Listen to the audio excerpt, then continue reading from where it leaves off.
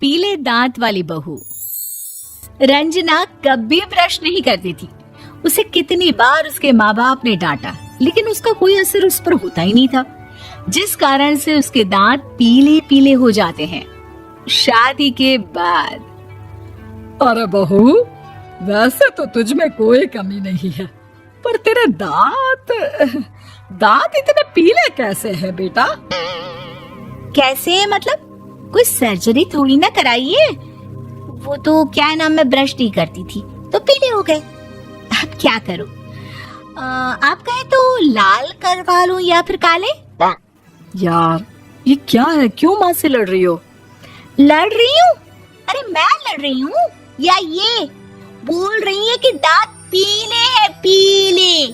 अरे तपस्या थोड़ी ना की है इन्हें पीले करने के लिए। बकायदा ब्रश नहीं किया है 20 साल तक, तब जाकर। छी, कैसी बात कर रही हो?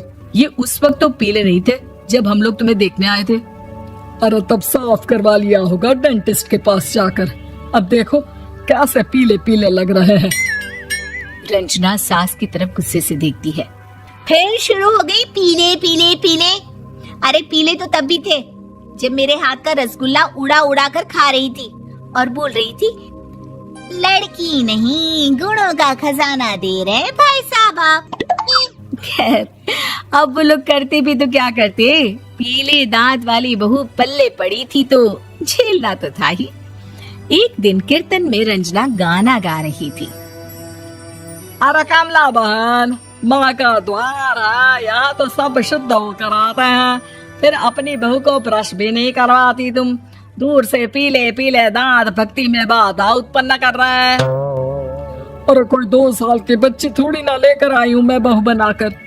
अच्छी खासी लड़की है, अरे कैसे करवाऊं ब्रश? ये तो उसे खुद करना चाहिए ना। अब माँ बाप तो इसके जैसे तैसे निपटा दिए, ये नहीं सोचा कि सास कैसे संभालेगी। सास बहू को लेकर घर आ जाती है, लेकिन सोच लेती है कि अब इसे लेकर कहीं नहीं जाएगी। अगले रोज बहू कहती है, अरे क्या हो गया, मंदिर नहीं जाना क्या? कीर्तन का वक्त हो रहा है। मेरी मधुर वाणी से कान्हा जी जागते हैं और सोते हैं। आप तो जानती है ना उनकी भक्ति में कितना मन लगता है मेरा। वो क्या है ना, तबीयत ठीक नहीं लग रही है मेरी, आराम करूंगी मैं। तबीयत ठीक नहीं लग रही? अभी तो मिथुन के गाने पर नाच रही थी आप, और अब बोल रही है कि तबीयत ठीक नहीं लग रही।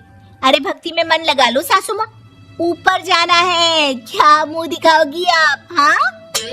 सास को बहू की बात पर गुस्सा आ जाता है। मैं क्या मुंह दिखाऊंगी, इसकी चिंता तो ना कर, समझी? अपने मुंह की चिंता कर, जो ये पीले पीले दांत लेकर हर जगह पहुंच जाती है। पता है लोग कितना मजाक बनाते हैं। ना जी ना, मैं नहीं जाना कहीं तेरे साथ। तो ये बात है, कोई ना, मत जाओ, मैं अपने कमरे में ही बैठकर भक्ति कर लूंगी। ऊपर वाला दांत थोड़ी ना देखता है, मन देखता है, भावना देखता है। और अरे बस बस, तू सब कुछ दिखा, बस ये सफेद चमकदार दांत ना दिखाना किसी को, है? जा यहाँ से। बहू को सास की बात का कोई फर्क नहीं पड़ता, वो तो जैसी थी वैसी ही रह जाती है। सुबह नहाकर किचन में खाना बनाना, फिर खाना खाना, कीर्तन भजन करना और सो जाना। एक दिन, माँ जी मैं सहेली के घर जा रही हूँ, शाम को लेट आऊंगी। हाँ हाँ तो जाना, मैंने कौन सा तेरी आरती करनी है घर पर बैठकर। रंजना सहेली के घर जाती है, जहाँ वो पार्टी में जाने की तैयारी कर रही होती है। अरे शिखा, कहाँ जाने की तैयारी कर रही है?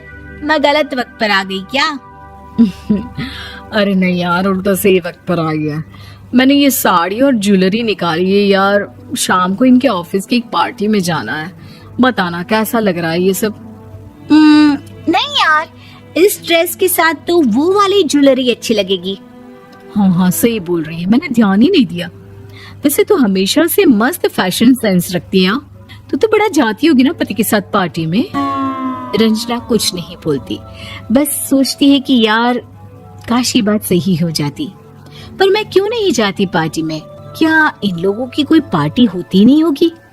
रंजना घर आती है और रात में पति से सवाल करती है, एक बात बताइए, आप मुझे किसी पार्टी में क्यों नहीं ले जाते? क्या आपकी यहाँ ऑफिस में पार्टी नहीं होती? पति बेचारा क्या कहता कि दांत पीले हैं तुम्हारे इसलिए। अरे कोई पार्टी होती नहीं हम लोगों के ऑफिस में, तो कहाँ से लेकर जाऊं? और मार्केट, मॉल, कहीं वीकेंड घूमना, कहीं तो। अरे यार, सारे हफ्ते में एक छुट्टी मिलती है, तो सोचता हूँ कि आराम ही कर लूं। क्यों? रंजना मन मार के रह जाती है। पहले कभी सास के साथ मंदिर जाया करती थी, लेकिन वो भी सास ने ले जाना बंद कर दिया। घर बैठी बैठी रंजना बोर हो जाती है। तभी उसे आइडिया आता है और वो मायके जाने का सोचती है। सासू माँ, 2 दिनों के लिए मम्मी के घर जा रही हूँ। अच्छा अच्छा ठीक है, आराम से जा। और हाँ, माँ से कुछ अच्छी आदत सीख कर आना कि कैसे शरीर के हर भाग की तरह दांतों की सफाई भी जरूरी होती है, समझी? शुरू हो गई ना आप। वो लोग आपकी तरह नहीं है कि छोटी छोटी बात का बतंगड़ बना दे। उन लोगों के लिए मैं मायने रखती हूँ, ना कि मेरे पीले पीले दांत। रंजना माँ को बिना बताए उन लोगों को सरप्राइज देती है, लेकिन जैसे ही वो दरवाजे पर पहुंचती है, अंदर देखती है कि घर वाले कहीं जा रहे होते हैं।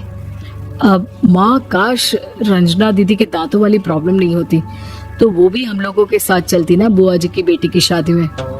हाँ बेटा, लेकिन अब उसे कौन समझाए कि उसको उसके पीले दांत नहीं दिखते, लेकिन उसके आसपास के लोगों को कितना एम्बैरेसिंग फील कराते हैं। मुझे तो कितनी बार उसके स्कूल की टीचर ने शिकायत की कि उसके साथ कोई लड़की बैठना भी नहीं चाहती, और ना ही कॉलेज में कोई उससे बात करना चाहता था। लेकिन पता नहीं क्यों उसे ये बात समझ में ही नहीं आती। कोई कमी नहीं है उस लड़की में, बस यही कि दांत पीले हैं। वो तो भला हो जीजा जी और उनकी माँ का, जो दीदी को जैसी है वैसे ही रखा हुआ है। रंजना को अपने घर वालों की बात सुनकर बहुत दुख होता है। वो सोचती है कि वो क्या करे, लेकिन फिर वो सीधा डेंटिस्ट के पास जाती है, अपने दांत चमकाती है और कसम खाती है कि वो रोज ब्रश करेगी। अरे क्या हो गया? तुम तो 2 दिनों के लिए गई थी ना, पर कोई ना, अच्छा है, चलो आ गई तो।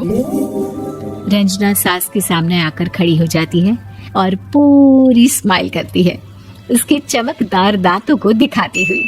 हैं? चले मंदिर? माँ, मुझे माफ कर दीजिए, मैंने आप लोगों को बहुत एम्बैरेसिंग फील करवाया। मैं आज से रोज ब्रश करूंगी।